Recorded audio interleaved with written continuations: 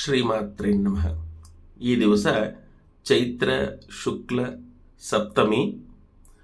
ನಾವು ಸಾಮಾನ್ಯವಾಗಿ ಚೈತ್ರ ಮಾಸದ ಶುಕ್ಲ ಪಕ್ಷದ ಅಷ್ಟಮಿಯ ತಿಥಿಯನ್ನು ಭವಾನಿ ಉತ್ಪತ್ತಿ ಅಂತ ಕರಿತೀವಿ. ಅಂದರೆ ನಾಳೆಯ ದಿವಸ ಭವಾನಿ ಉತ್ಪತ್ತಿಯನ್ನು ವಿಶೇಷವಾಗಿ ಭವಾನಿ ದೇವಿಯು ಅವತಾರ ಮಾಡಿದಂಥ ದಿವಸ ಅಂಥೇಳಿ ಭವಾನಿಯನ್ನು ವಿಶೇಷವಾಗಿ ಪೂಜಿಸುವಂತಹ ಪರಿಪಾಠ ಇದೆ. ಯಾರೆಲ್ಲರ ಮನೆ ದೇವತೆ ಅಂಬಾ ಭವಾನಿ ಆಗಿರ್ತಾಳೋ, ತುಳಜಾ ಭವಾನಿ ಆಗಿರ್ತಾಳೋ, ಅವರೆಲ್ಲರೂ ಸಹ ವಿಶೇಷವಾಗಿ ಆ ದೇವಿಯ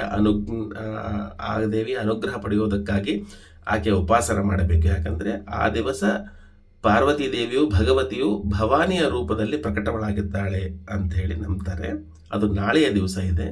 ಆದರೆ ಇವತ್ತು ನಾನು ಇದರ ಬಗ್ಗೆ ಯಾಕೆ ಪ್ರಸ್ತಾಪ ಮಾಡ್ತಾ ಇದ್ದೇನೆ ಅಂತಂದರೆ, ಈಗಾಗಲೇ ಚೈತ್ರ ಮಾಸದ ಶುಕ್ಲ ಪಕ್ಷದ ಪಾಡ್ಯದಿಂದ ಹಿಡಿದು ನವಮಿಯವರೆಗೆ ನವಗೌರಿಯರನ್ನು ಅಂದರೆ ಪಾರ್ವತಿ ದೇವಿಯರ ವಿವಿಧ ರೂಪಗಳಿಂದ ಯಾವ ರೀತಿಯಲ್ಲಿ 9 ರೂಪಗಳಲ್ಲಿ ಆಕೆ ವಾರಾಣಸಿಯಲ್ಲಿ ನೆಲೆಸಿದ್ದಾಳೋ ಮತ್ತು ಕ್ರಮವಾಗಿ ಯಾವ ಯಾವ ದಿವಸ ಯಾವ ಯಾವ ರೂಪವನ್ನು ನಾವು ಉಪಾಸನೆ ಮಾಡಬೇಕು ಅದರ ಬಗ್ಗೆ ಚರ್ಚೆ ಮಾಡ್ತಾ ಬಂದಿದ್ವಿ. ಈ ದಿವಸ ಅಂದರೆ ಚೈತ್ರ ಮಾಸದ ಶುಕ್ಲ ಪಕ್ಷದ ಸಪ್ತಮಿ ದಿವಸ ನವಗೌರಿಯರಲ್ಲಿ ಭವಾನಿ ಗೌರಿಯ ಪೂಜೆಯನ್ನು ನಾವು ವಿಶೇಷವಾಗಿ ಮಾಡಬೇಕು ಅಂಥೇಳಿ ಪುರಾಣದಲ್ಲಿ ಉಕ್ತಿ ಇದೆ. ಭವಾನಿ ದೇವಿಯ ಈ ಭವಾನಿ ಗೌರಿಯ ಈ ವಿಗ್ರಹವು ನಮಗೆ ಕಾಶಿಯ ಅನ್ನಪೂರ್ಣೇಶ್ವರಿ ದೇವಸ್ಥಾನದ ಬಳಿ ಇರುವಂಥ ಶ್ರೀ ರಾಮ ಮಂದಿರದಲ್ಲಿ ನೋಡಲಿಕ್ಕೆ ಸಿಗ್ತದೆ. ಇವತ್ತಿನ ದಿವಸ ವಿಶೇಷವಾಗಿ ವಾರಾಣಸಿ ನಿವಾಸಿಗಳು ಭವಾನಿ ಗೌರಿಯನ್ನು ಉಪಾಸನೆ ಮಾಡ್ತಾರೆ.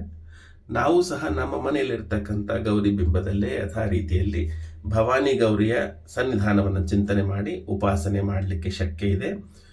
ಆಕೆಯ ಸಂಕ್ಷಿಪ್ತ ಸ್ತೋತ್ರ ಈ ರೀತಿಯಾಗಿರ್ತದೆ. ಭವಾನಿಂ ಭಯಹಂತ್ರೀ ಚ ಭಕ್ತ ರಕ್ಷಪರಾಯಣಾಂ ದುರ್ಗತಿನಾಶಿನೀಂ ದೇವಿಂ ಭವಾನಿಂ ನಮಾಮ್ಯಹಂ. ಭವಾನಿ ದೇವಿಯು ಭಕ್ತರ ರಕ್ಷಣೆಗಾಗಿ ಸದಾ ಸನ್ನದ್ಧಳಾಗಿ ನಿಂತಿರ್ತಾಳೆ. ಸರ್ವಾಯುಧಗಳನ್ನು ಧರಿಸಿ ಸರ್ವ ದಿಕ್ಕುಗಳಿಂದಲೂ ಭಕ್ತರಿಗೆ ಬರುವಂತಹ ಆಪತ್ತುಗಳಿಂದ, ಶತ್ರುಗಳಿಂದ ಅವರನ್ನು ರಕ್ಷಣೆ ಮಾಡುವುದಕ್ಕಾಗಿ, ಅವರಿಗೆ ಸನ್ಮಾರ್ಗವನ್ನು ತೋರಿಸುವುದಕ್ಕಾಗಿ ಆಕೆ ಸದಾ ದೀಕ್ಷಾಬದ್ಧಳಾಗಿ ನಿಂತಿರ್ತಾಳೆ.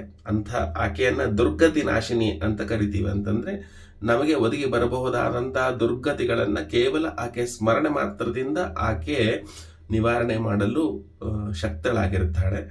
ಭವಾನಿ ಗೌರಿಯು ಗೌರಿ ದೇವಿಯ ಭವಾನಿ ರೂಪದ ಒಂದು ಪೂಜೆಯ ದಿವಸವಾಗಿರ್ತದೆ. ನಾವು ಈ ದಿವಸ ಭವಾನಿಯ ವಿವಿಧ ಸ್ತೋತ್ರಗಳನ್ನು, ಗೌರಿ ದೇವಿಯ ವಿವಿಧ ಸ್ತೋತ್ರಗಳನ್ನು ಹೇಳಿಕೊಂಡು ನಮ್ಮ ಶಕ್ತ್ಯಾನುಸಾರ ಜಪ ಧ್ಯಾನ ಅನುಷ್ಠಾನವನ್ನು ಮಾಡಿ ಭವಾನಿ ಗೌರಿಯ ಸಂಪೂರ್ಣ ಅನುಗ್ರಹಕ್ಕೆ ಪಾತ್ರರಾಗಲಿಕ್ಕೆ ಶಕ್ಯ ಇದೆ.